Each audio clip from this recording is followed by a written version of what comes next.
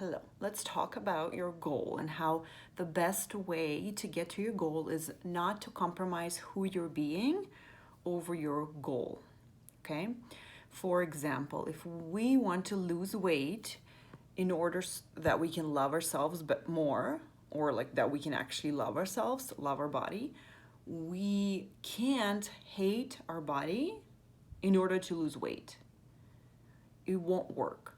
We have to we have to love our body in order to lose weight, right? Because we can certainly hate ourselves to lose weight, but once we actually lose all the weight, it won't be sustainable because we're still hating our body.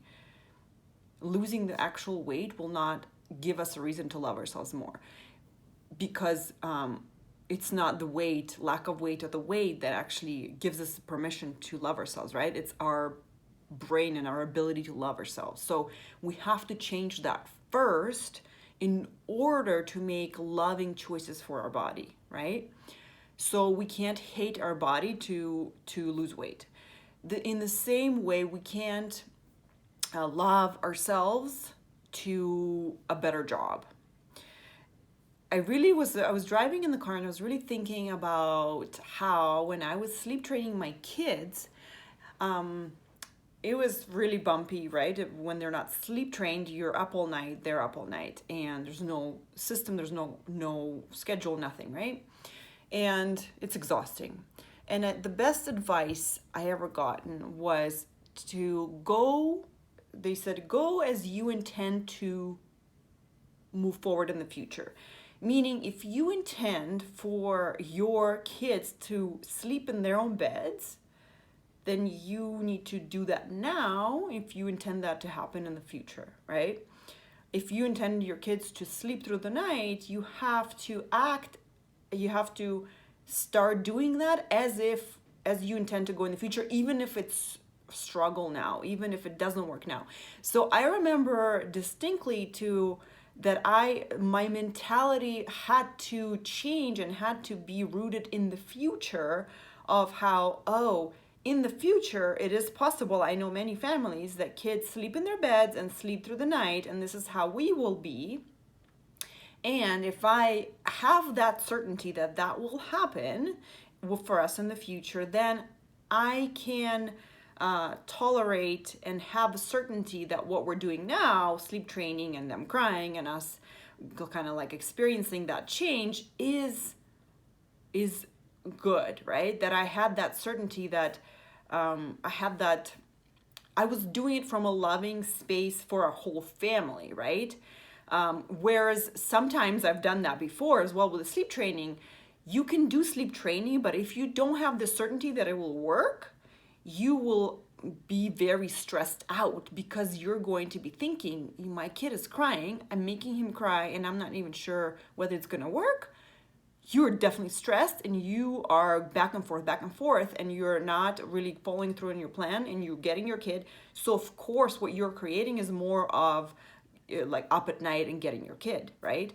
So as you're being stressed in this whole process, when you arrive there, you're going to be stressed still, and your kid's still not going to be sleep trained, right? So do you see how that's kind of that the way you go there is the way you will experience. That's why the whole saying is always enjoy the process, or the process is the goal, or like the whole thing is like the process, like enjoy the process of getting there. And so when we apply it to our careers, and all of my clients and myself including, we're all going for the next level step in our career, either a promotion or higher pay or the next best job for us, or like for me, right, I'm going for the fully booked coach, right? I have a certain number of clients that I would like to get for myself so I can help them.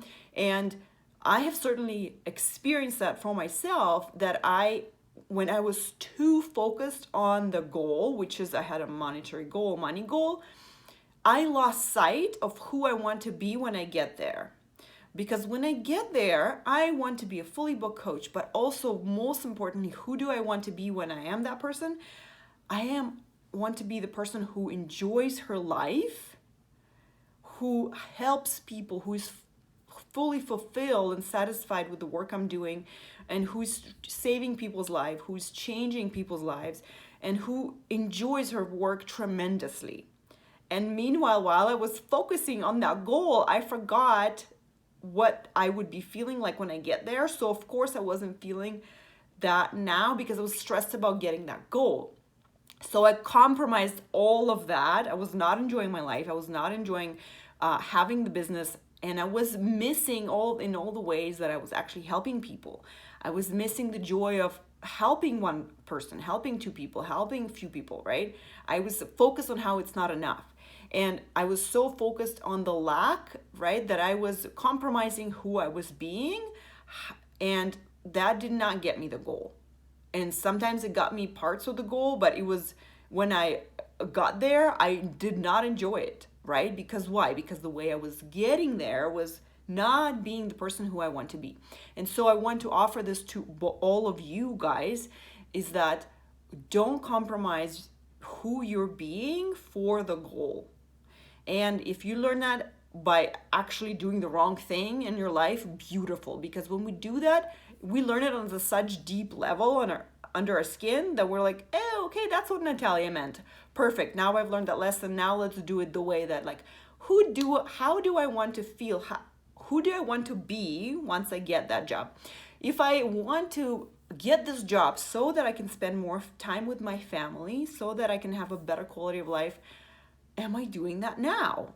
And what's so fascinating is sometimes when we forget, right? If you forget that that's why you want this other job, is you spend so much time thinking how you don't have that job when you're with the family, that you're literally not being present with the family, and you're not enjoying and being with a family, even though you are with a family. So you're literally robbing yourself of that time that you want with them by wanting that job. So it's very interesting to notice, right? What do we create for ourselves when we focus on what we don't have? Is we literally don't have what we want in that moment, right? And when we want approval from, if we get this next level, right, we want to feel like we are appreciated and approved of and valued. What we're doing is we are in the moment ourselves. We're like taking away our own approval from ourselves in that moment when we're waiting for someone else to approve it in the next phase or in the next job, right? Which is all we want, is to feel that approval. We rob ourselves of it by wanting it in the future. Okay, so we all do these mistakes, and it's the best way to learn is by doing them. And also, if I've learned so many things by just watching other people be coached, and just my coach sharing these concepts with me. So I've learned a lot by just being exposed to it. And sometimes it saves us months and months and years by just being aware of what's happening. So whichever way you learn it, it's a beautiful thing. I just want that seed to be planted in your head so that you one day remember, oh wait, am I compromising who I want to be? Am I not being the person who I want to be in order to get this job? Well, that's not what I want. I don't want to be this stressed out, money crazy or approval crazy person who doesn't even enjoy her family anymore. No. I actually, then you will come to a conclusion. You're like, I would rather enjoy my family now than get this job if I'm going to be this stressed, right?